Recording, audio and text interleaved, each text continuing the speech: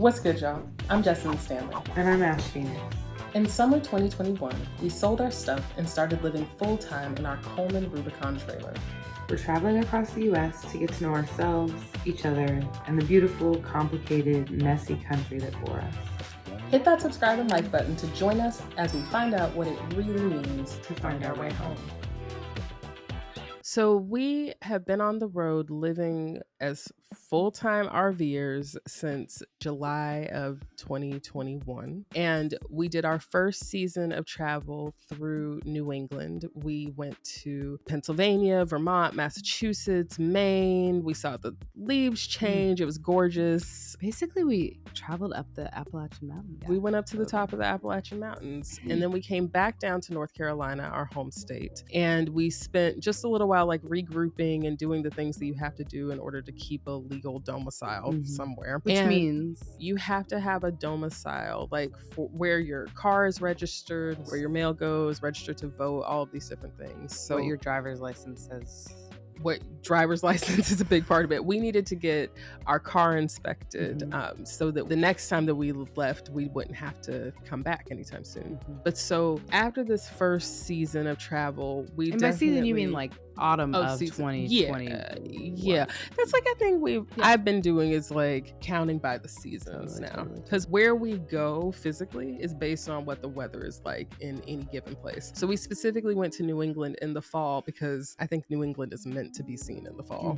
In summer. It's a really pretty place. It's gorgeous. But we're now in Southern California for the winter season. And we are reflecting on our first season of RVing and just thinking about like some things that we wish we'd known about full-time RVing before we got on the road. We prepared for a lot and we planned for a lot and we thought about about a lot of different parts. You do as much research, right? As like you feel like you need to get confident to go. And then we went. But then you have to do your own like lived experience research. That's exactly and I think right. That's what we've been doing. That's right. Tailored just for us. So here are some things we wish we'd known about RVing before we got on the road. So camping is far from free. I didn't factor in the fact that you have to pay for every single night that you're anywhere. Like I just didn't, because historically I guess I pay rent, which is kind of like the mortgage, the camper payment. Then I was like, there's this whole other cost of like, yeah, but what about today? The campsite fees are rent. The camper fee is like your car payment. Right. Like, do you feel like you got into RVing to for save the price money? cut? Well, yes and no. Since our town is getting gentrified, there is a piece of me that can't afford what is available for us to live in where we're from. And so there is a piece of me that's like, yeah, technically I can afford this better. I didn't exactly get into it in order to save money, if that makes any sense. No, the trends in our town is like, I won't be able to afford it. If I stay the same salary I'm at now for any length of time, I'll be completely priced out of Durham in like 2 years.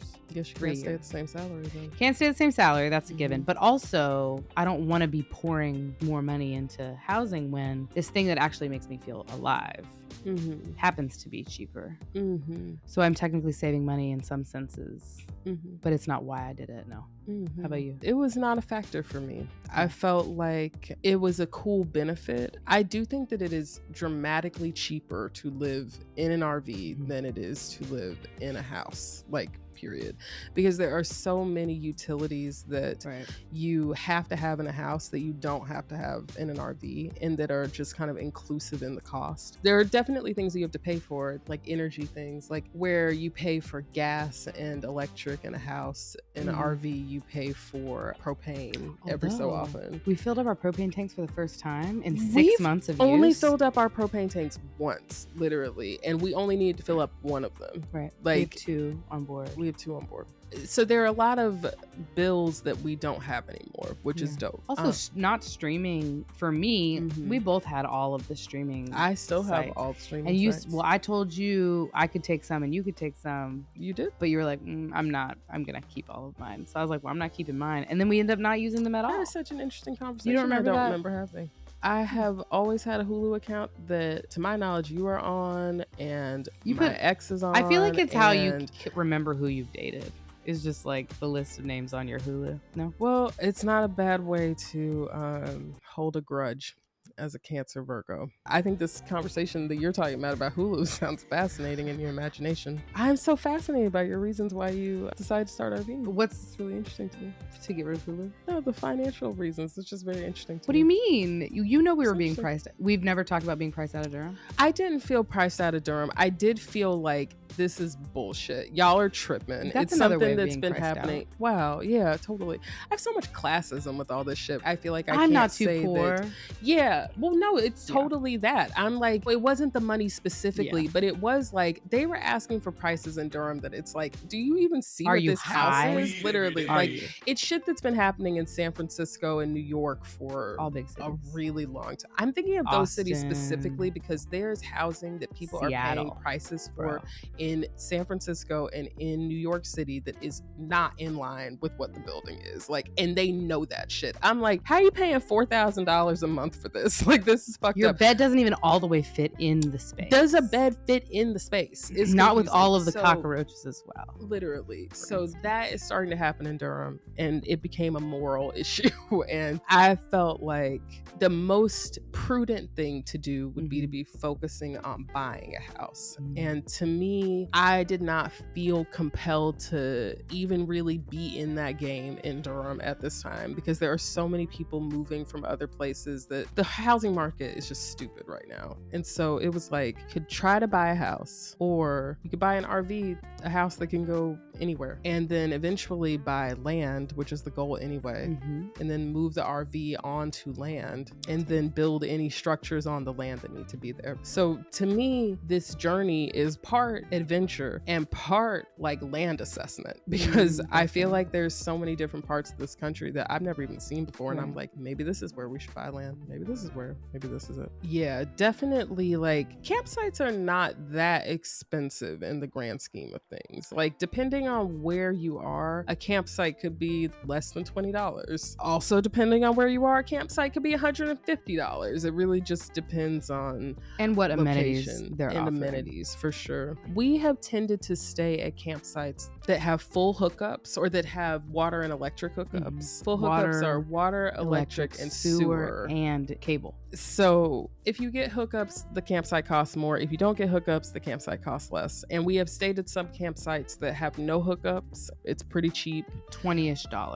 I don't think we've paid less than $20, but I've definitely seen it less than $20. And if you join like an RV club, like Passport America or 1,000 Trails or KOA, then you can get additional discounts on different campgrounds. And we don't belong to any of the ones that I was just talking about, but I definitely think that we should, because they make a big difference, I think. We also have tended to stay at campsites that are sparsely populated and they're like in nature. So if you stay in a campground that is, for all intents and purposes, a very well landscaped parking lot, then you are going to maybe pay less per night depending on where you are than if you were staying in a campsite where like there's trees and shit around you. You're like nestled in the forest and you believe yourself to be a small fairy creature. Totally. It just really depends, and all of that is relative. And I had never thought about that before we actually got on the road. And one of the other parts of like the campsite is that while we can do a lot at the campsite, we can't do everything at the campsite. And this has a lot to do with our work lives, that we end up having to do a lot of work that may require a space that is not the campsite. And that really, honestly, I think has almost everything to do with our connectivity issues. I think that once we get that fully settled, then I think we should be good and not need to get a hotel room like we had to do this week. There's just different situations where like we've needed to pivot and like figure out the best thing for this thing. And I do think it would be different if we had a different kind of work life. You really need to have more than one cell service provider if you're going to work from the road, because like at hours that other people expect you to, right? AKA whenever you need to. Right. So we, in addition to being full-time RVers, are also entrepreneurs and own businesses that are run on the internet and that really require like constant connectivity. And because of that, we have to find ways to make it work no matter where we are. And one of the great things about camping is that you are out in nature. and you get to see and experience the world in this really big and beautiful way. But that also means that you're away from cell towers and that the campgrounds are not places where Wi-Fi is really like a thing that like a priority. It's not like a thing. It adds to the ambiance, I'm just saying, but it does not, it doesn't make for a lot of ease of watching Netflix and the like. For instance. So if you have a podcast called Dear Jessica. Yeah, if you have a where podcast. You're supposed to watch TV shows sometimes and talk about them and the ways that they relate to your polyamorous relationships and other things that come up in your life. It's tricky on the road. It is tricky to fulfill those obligations. It's definitely tricky. And I think one of the things that helps is having access to more than one cell service provider. Totally. So when we first got on the road, you had Verizon. I have Verizon. And we got a line of AT&T service as well, which AT&T is good in some parts of the country. Not all. Good in some parts Verizon is good in some parts of the country. Not all. None of them all. And what we're learning is that it's not really the lines of service so much as the gigabytes of data that you're able to use on any given day in any place. It has a lot to do with throttling of the networks where we are. Mm-hmm. So if we're in an area where a lot of people are using one particular network, let's say Verizon, the data gets used up really quickly. So if you do the kind of work where like, yes, you work from the road and like, yes, you do Zoom calls and Google Meets and all this stuff like pretty regularly, but you're not like uploading a lot of files, like large 24K media files. Yeah. Like, then I think you can probably get by with Verizon, MiFi hotspot, and like the hotspot on your phone. You're blogging. Yeah, like you're getting your stuff done. Yeah. It's not that big of a deal. But we're working on projects that require a lot of data. And like, I think that we could easily in a month use 100 gigabytes or more of data to transfer via cloud or however the fuck this works, different video files, like shit that you would not think twice about. If you're using a hardwire Wi-Fi, you don't think twice about like, oh, I gotta drop these files, blah, blah, blah. But we're out here in the McDonald's parking lot at fucking, McDonald's parking lot is a big one. Starbucks is like one of our main spots to be at where you can do a lot of data uploading. And they'll leave the Wi-Fi on and you can sit in their little outdoor space, even if they're closed. It is clutch, literally. I mean, even the best case scenario the best Starbucks Wi-Fi is not going to be like being at your home office. Right. So it's something that you have to really think about ahead of time and that you have to be constantly evolving your solution. Totally. And we now belong to Ash joined Technomadia.com. They focus on RV cellular and Wi-Fi solutions. And tech solutions in general. Yeah. They do what we do basically, or they did what we do. And so now what they do is pretty much full-time help people do what we do. They just offer solutions that are catered to what your specific situation is. And so we have a very specific situation. We're learning more about it every day and we're getting new things. Like something that I'm really excited about is this PepLink router that we're supposed to be able to put SIM cards from different cell providers into the router, and then it'll work like a Wi-Fi router in the RV. So which makes sense if you think about it. Like you take your router at home and you plug it into the Wi-Fi connection, so the internet connection. And this is the same thing. It's a router that takes your cell SIM card, pulls cell from cell towers, and then routes it to your computer on board your rig. So it makes sense to me on some level. I don't know deeper than that how it works. Literally. I could get on board. I could get it. Literally. I think if it's like that, I get it. We also have a Wi-Fi extender on the roof of our rig that we don't know how to use. And this is another thing that I think should be added to the learning how to use the rig and how it is. We got on the road real quick. Like we did this research and we're like, okay, like we knew enough to get another line of service, but like it was happening so quickly that like we really didn't have the time to map things out. So I guess, I mean, another thing to know is that it's helpful if you give yourself like 6 months to think about this decision, as opposed to, I think we had about 2 months before. Life is gonna life at you. And like you just gotta life right back. Yeah, if you have the time, take it. to do the research, I mean, luckily, I will say this, credit where credit's due. I feel like I've been researching this for years. You know what I mean? That like, we wouldn't have even come up with this probably if I hadn't been like, well, there is this other way. You've been obsessed with this movement, literally. So it builds a confidence in me that I think that sometimes but also you're welcome to rely on a little bit, because it's hard out here. Everything's new. You know what I mean? Nothing's just like, oh, I know how to turn on a light switch in a place. It's like, this is a toggle and it's underneath a thing. Everything's a lesson, even turning on the lights. It's like learning about that.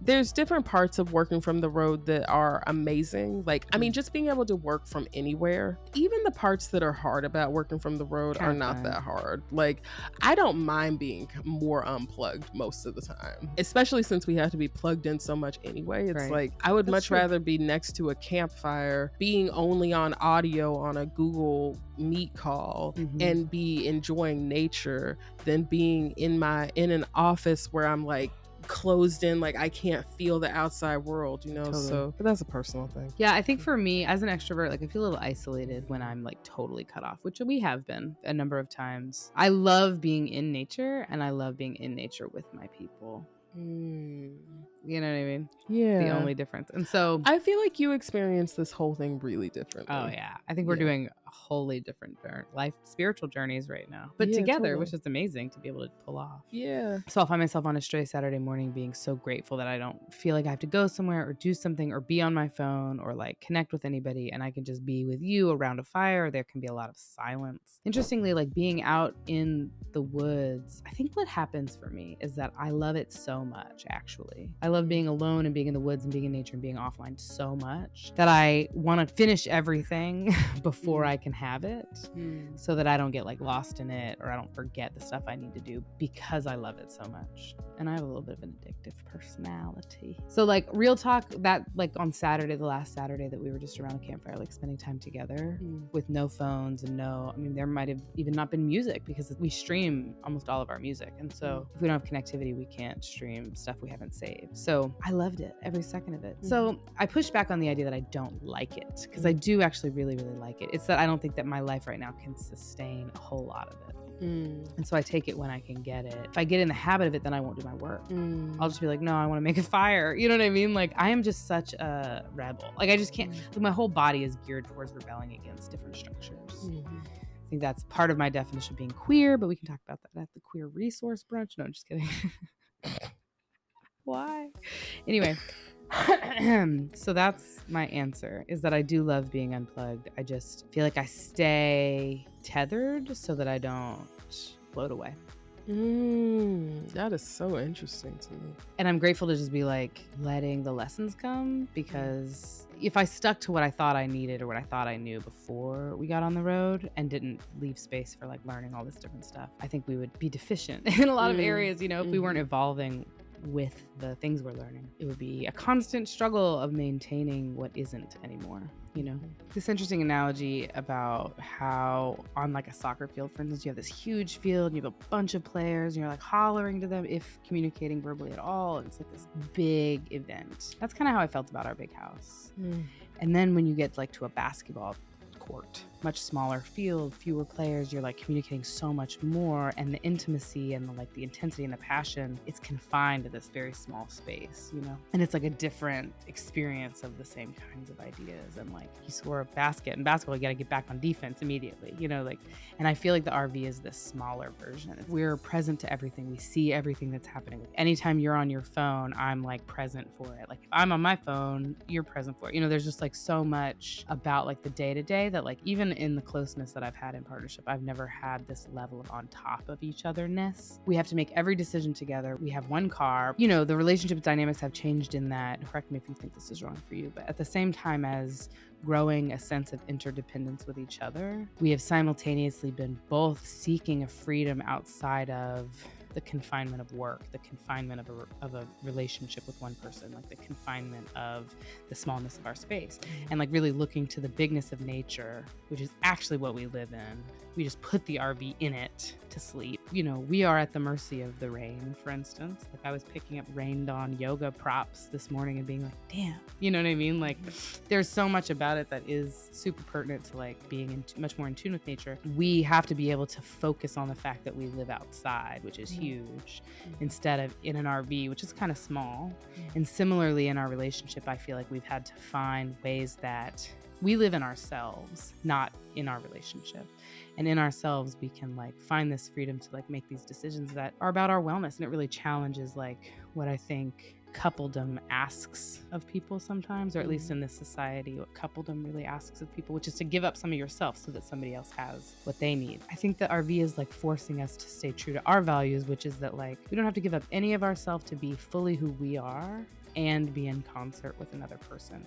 But it does take a lot of reflecting and communicating. Just the understanding of the space. It is very small, and it means that there's very little privacy. Outside is a room. Like under the awning, I think of as a room. Nature is a room. Yeah. But another big room in the house is the car that actually pulls the rig.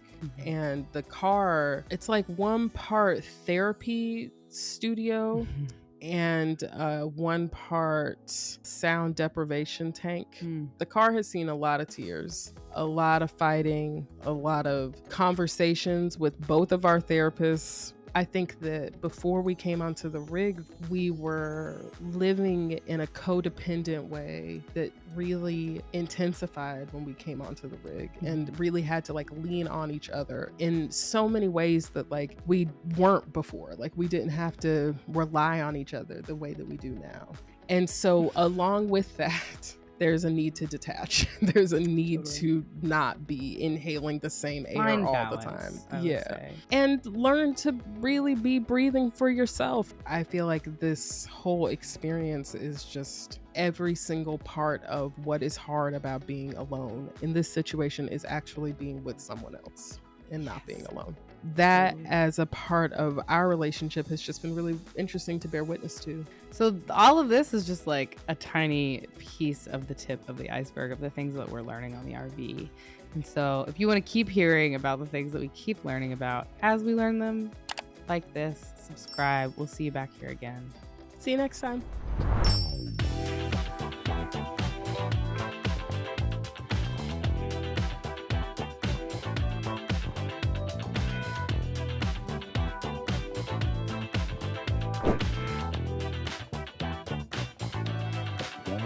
Bye.